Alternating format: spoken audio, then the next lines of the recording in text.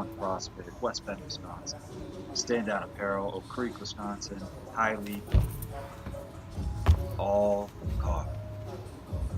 Doing some jumping here, working on jumps and speed lately. Before and during my workouts, trying to move a little bit faster, get the hips a little more fired up, always landing softly onto the box, absorbing the impact. It's a little reverse action. Just like that.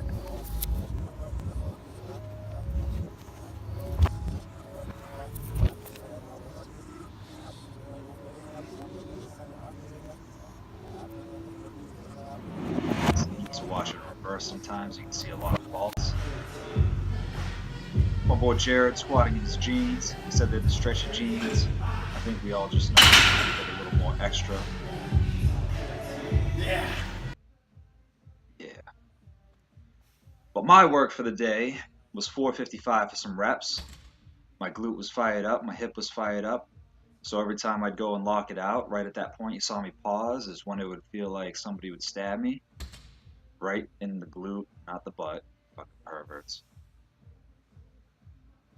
Not terrible though for 455 for a couple reps. I know I could hit it for more reps if I didn't have that issue, because I wouldn't be so afraid to go a little bit faster and just rip it off the floor. But because I have this 455, or because I have this issue though, you can see right as I go and lock it out, it fucking bites there, and it just hurts. It feels like it's pushing on my sciatic nerve. My hip gets super tight. My glute gets super tight. There's not like one thing that I think it is anymore. I think it's just everything added together. Let's go, J-Rad.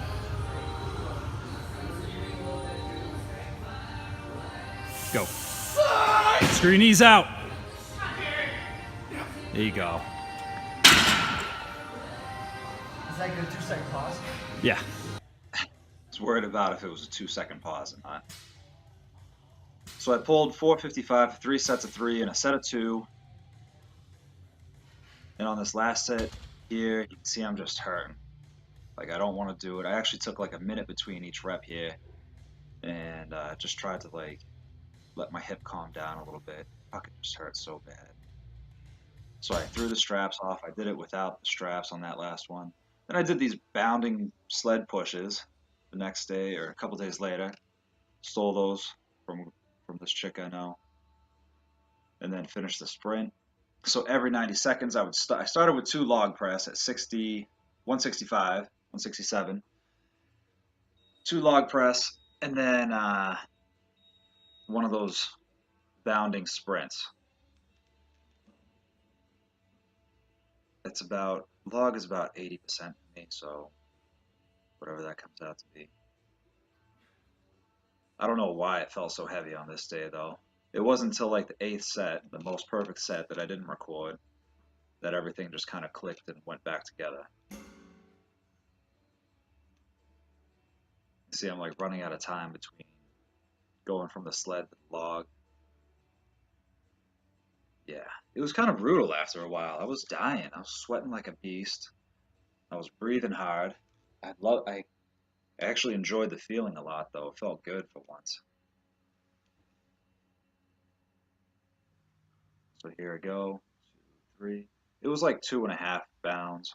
Trying for 3, but by the third one, I was just a little going a little slow. The first one was like a takeoff sprint or a takeoff, and then the second one was good, and the third one was okay.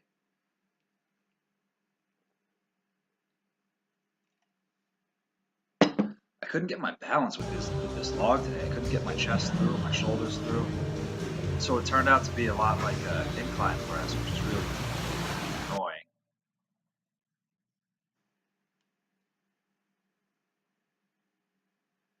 I had a hard time getting my body through.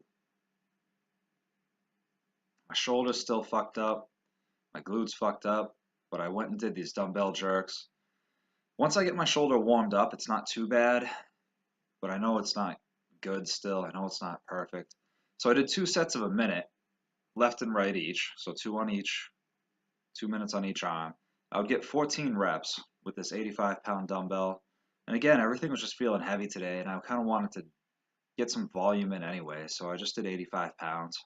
No belt, but I was pretty fucking beat after. I was exhausted trying to do it. I actually started making a lot of noise coming to the end of the minute on the second set. Just got to be a lot. 14 reps is a lot, man. Especially after the log press and the prowler sprints. Working that cardio, sweating like a beast. I actually stopped sweating. I think I became dehydrated. That's not good. Whatever. What are you gonna do? My abs stick through my shirt though, so that's pretty cool.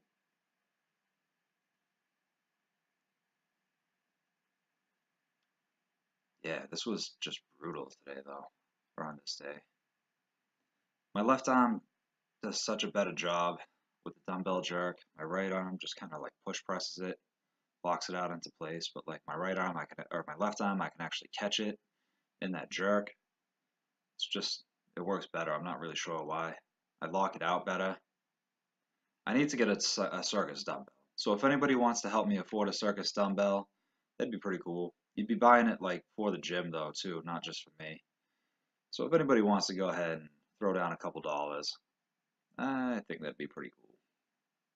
So that way we can actually practice the circus dumbbell, not have to use a bougie regular dumbbell for something that's not really meant to be. Kept hitting my shoulder with that end too. Started bleeding and shit. Exhausted. Just trying to catch my breath. And then I hit up the bench, 225 for 3 sets of 5, and then I slingshotted it. I like to try and pause reps on the bench, especially with my shoulder being a little banged up. It makes it actually a little bit easier. I can set my shoulders in the right spot.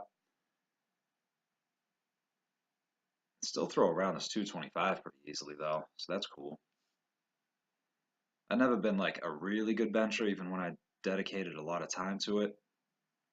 So slingshot, I went up to 245 for a set of 8. I just basically added the 10s. I didn't go up to it. I added the 10s, went up to 8 reps with it, took the 10s off, did a drop set. You see, I'm starting to break down form just a little bit, kind of shoving my shoulders forward like a front raise or something. 225, excuse me, for a set of 8. Really working on getting my triceps involved, locking the elbows out, trying not to shove the shoulders forward. Definitely not letting the butt come up. 185.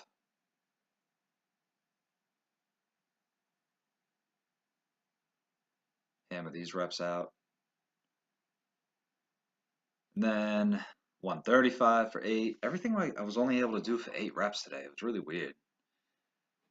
I thought I'd be able to get like 15, 20 reps even with the slingshot at 135. This bar it's an Olympic lifting bar and it's rolling like hell too. The bearings are so oiled up that if I wasn't careful, it would actually spin in my hands. I came pretty close to dropping it a couple times on the 225. But just kind of makes you grip it even harder. And then I went and did push-ups. So ultimate drop set, basically to real failure.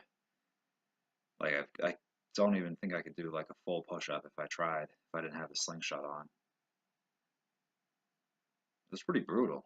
I haven't done something like that in a long time. I kind of need to start doing stuff like that again, just to kind of push it further and push into failure mode.